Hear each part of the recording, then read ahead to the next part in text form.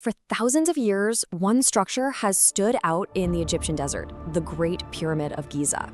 It's a marvel of engineering that's so ancient, it almost feels alien, and it still baffles us today. So, the big question is, how on earth was it built?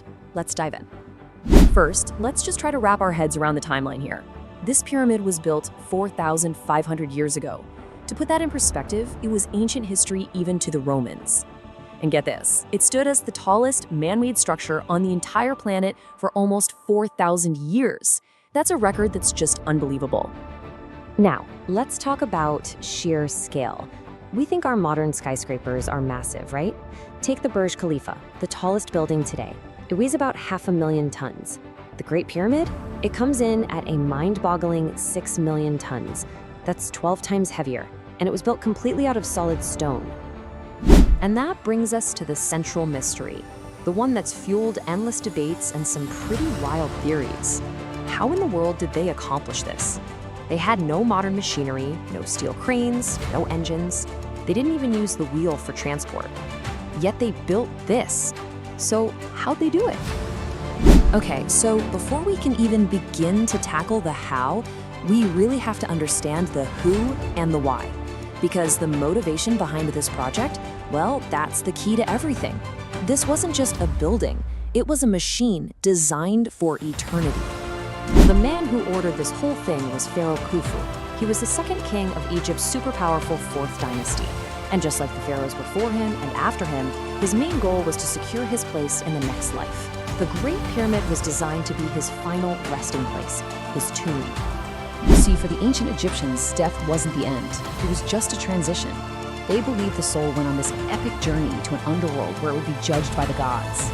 To have a good afterlife, you needed your body preserved and all your stuff with you. Food, furniture, treasure, you name it.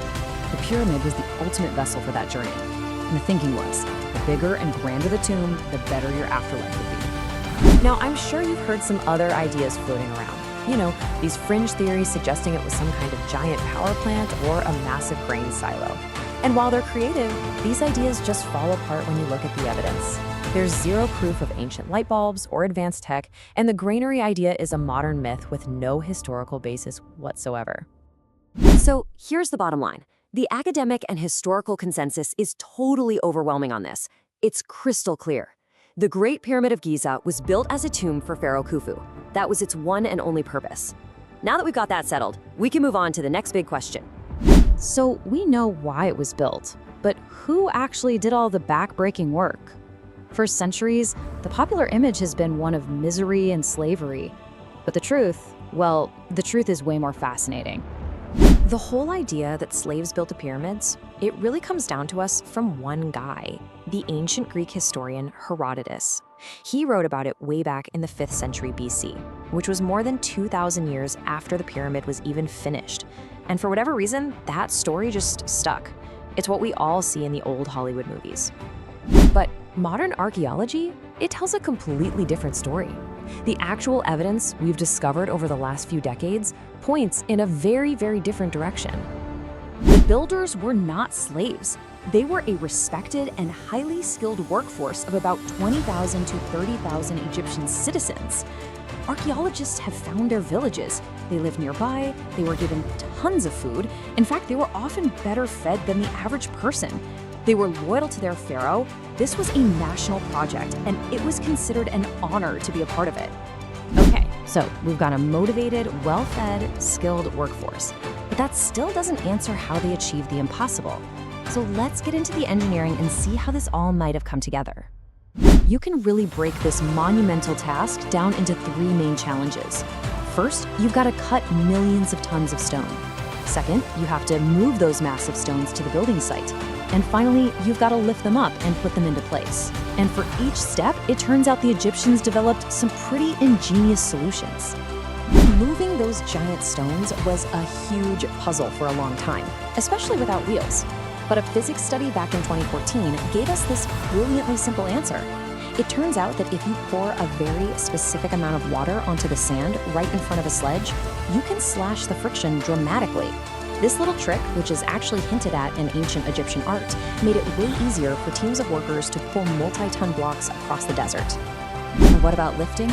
Well, we know massive ramps were part of the solution, but another simple machine was likely involved too, the lever. Egyptians had already mastered a clever lever-based device called the shadoof, which they used to lift water from the Nile for their farms. It's now believed they used a similar, much stronger system to hoist and precisely position those giant stone blocks. So we have pretty good theories for cutting, moving, and lifting the stones. Case closed, right?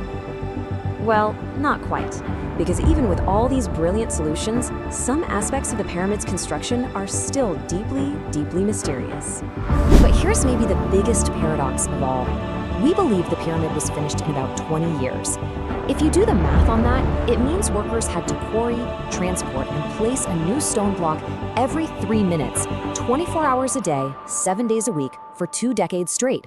That speed is just staggering, and it pushes the absolute limits of what our current theories can explain. And then there's the mortar.